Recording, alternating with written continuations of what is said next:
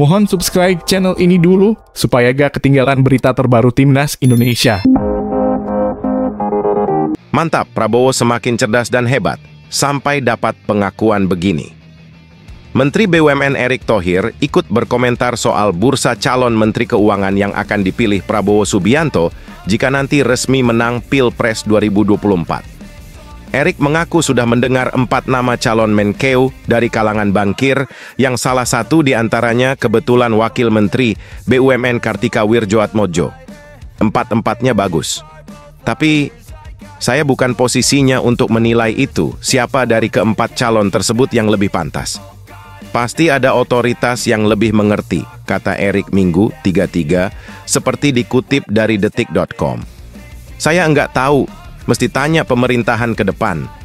Kayaknya calonnya ada 4 deh. Pak Budi Menkes, Menteri Kesehatan Budi Gunadi Sadikin, Pak Tiko, Wamen BUMN Kartiko, Pak Mahendra, Ketua Dewan Komisioner OJK Mahendra Siregar, Pak Royke, Direktur Utama BNI Royke Tumilaar. Ya, figur-figur yang sangat bagus menurut saya, tambah Erick. Media asing Bloomberg beberapa waktu lalu menginformasikan bahwa 4 bankir sedang ditimbang oleh Prabowo menjadi Menteri Keuangan. Dari sejumlah calon itu, tidak ada nama Sri Mulyani yang sekarang ini menjadi Menkeu.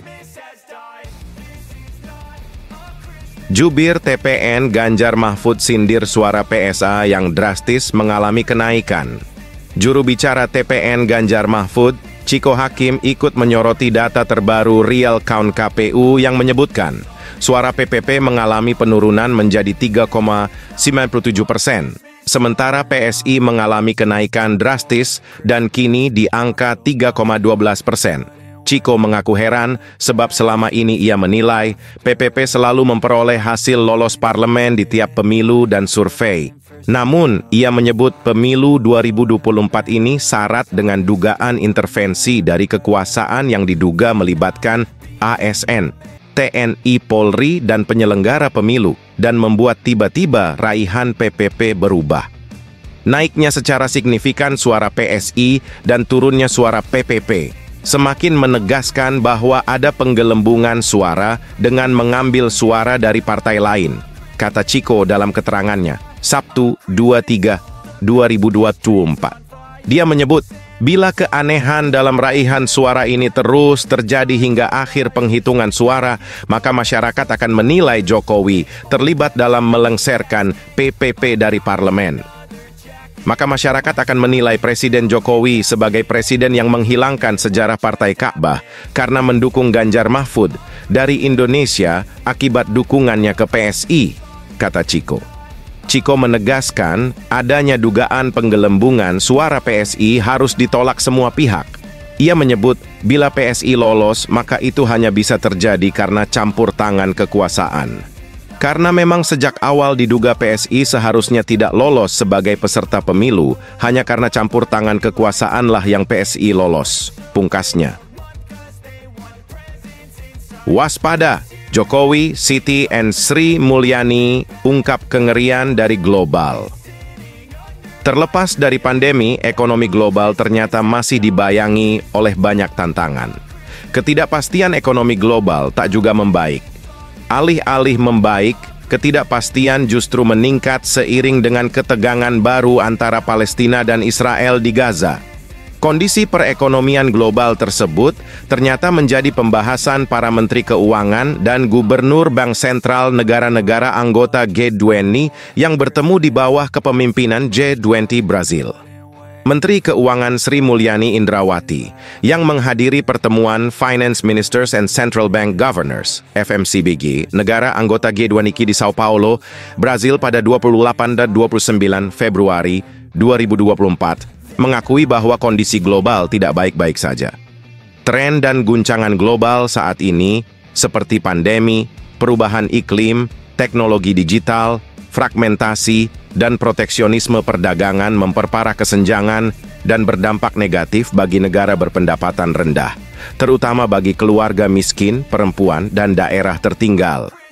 Ujar Sri Mulyani melalui siaran pers. Sri Mulyani pun mengungkapkan situasi yang penuh tantangan ini memperburuk tekanan sosioekonomi dan lingkungan hidup yang telah ada, dan memberikan dampak negatif terhadap penduduk miskin dan rentan, yang sebagian besar tinggal di negara-negara berkembang. Oleh sebab itu, para Menkau dan Gubernur berpandangan pentingnya melanjutkan upaya membuat bank-bank pembangunan multilateral, Multilateral Development Banks (MDBs), lebih baik, besar, dan efektif dengan merujuk pada capaian saat presidensi Italia, Indonesia, dan India. Bisa bikin sangat kaget dan terkejut, Ferry Amsari. Sebut hak angket ditujukan ke Presiden Jokowi karena kecurangan terlihat sejak awal pemilu. Pakar Hukum Tata Negara Universitas Andalas Ferry Amsari mengatakan, hak angket kecurangan pemilu 2024 harus ditujukan kepada eksekutif, dalam hal ini Presiden RI Joko Widodo atau Jokowi. Pasti tentu akan ditujukan kepada eksekutif, dalam hal ini Presiden Joko Widodo, karena kecurangan itu sudah terlihat dari awal, katanya kepada Tempo beberapa waktu lalu. Ferry mencontohkan, kecurangan eksekutif sudah ditunjukkan dengan adanya pernyataan cawe-cawe dan penggunaan data intelijen dalam pemilu 2024. Apakah cawe-cawe itu berkaitan dengan pemilu 2024? Tentu ini yang harus diperiksa oleh Dewan Perwakilan Rakyat, DPR, melalui hak angket, katanya. Menurut dia, jika dilihat dari komposisi fraksi, Ferry yakin hak angket ini pasti berjalan. Dan seharusnya memang harus dijalankan karena pemilu 2024 punya banyak permasalahan. Harus dijalankan karena kekurangan itu sudah sangat jelas, tidak hanya KW-KW. Namun Sirekap yang banyak masalah tetap harus diselidiki, katanya. Pemeran di film Dirty Vote ini mengatakan saat menggelar hak angket, DPR juga harus memanggil Komisi Pemilihan Umum atau KPU dan Bawaslu. Mereka, kata Ferry, harus diposisikan sebagai saksi, karena mereka sebagai penyelenggara pemilu. KPU dan Bawaslu harus dipanggil sebagai saksi, agar pelaku kecurangan itu dapat diketahui apakah memang eksekutif pelakunya, kata dia. Selanjutnya, kata Ferry, hak angket akan berujung kepada penyataan pendapat dari DPR. Pernyataan pendapat ini akan dibawa ke Mahkamah Konstitusi, MK, untuk digugat. Maka akan dilaksanakan sidang MK terhadap pendapat DPR. Bisa saja hak angketnya berujung kepada pemberhentian presiden dalam masa jabatannya, katanya. Mantap, bikin bangga. Jokowi diyakini bawa keuntungan elektoral jika gabung Golkar karena pendukungnya loyal. Presiden Joko Widodo diyakini bakal memberikan keuntungan elektoral buat Golkar jika berlabuh ke partai berlambang beringin itu. Pasalnya, Jokowi memiliki pendukung loyal yang besar. Manuver politik Jokowi dipercaya akan diikuti oleh pilihan pendukungnya. Pertama, Jokowi punya nama besar. Kedua, loyalis voter. Jokowi masih solid yang bisa beralih ke Golkar, kata pengamat politik dari UIN Syarif Hidayatullah, Adi Praitno kepada Kompas.com, Minggu 3/3/2024. Menurut Adi, loyalitas pendukung Jokowi dapat dibuktikan dari menurunnya perolehan suara PDI Perjuangan pada pemilu 2024. Setelah belakangan renggang dengan Jokowi, suara PDIP turun di kisaran 14% menurut quick count atau hasil hitung cepat sejumlah lembaga. Padahal, pada pemilu 2019, ketika PDIP masih mesra dengan Jokowi, Partai Banteng mengantongi 19,33% suara.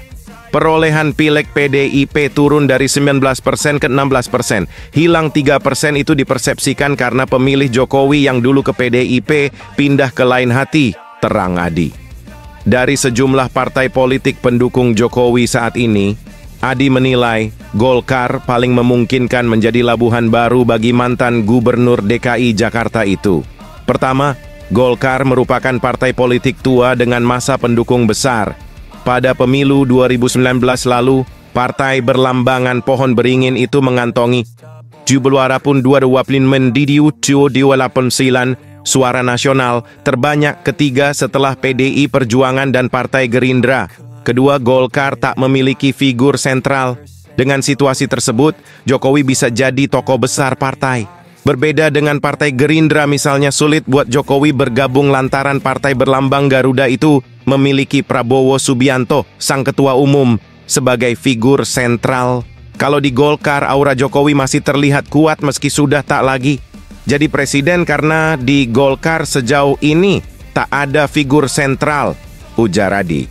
Adi menyebut, kemungkinan Jokowi bergabung ke Golkar bergantung pada dua hal. Pertama, apakah Jokowi berkeinginan? Kedua, apakah Golkar bersedia menerima Jokowi atau tifak? Namun Adi meyakini kedua pihak sama-sama memiliki ketertarikan. Pun, jika berlabuh ke Golkar, Jokowi dipastikan akan diganjar posisi strategis yang bisa menguntungkan mantan wali kota Solo itu. Golkar partai besar tampak paling nyaman untuk berlindung di kemudian hari setelah Jokowi tak lagi jadi presiden, katanya.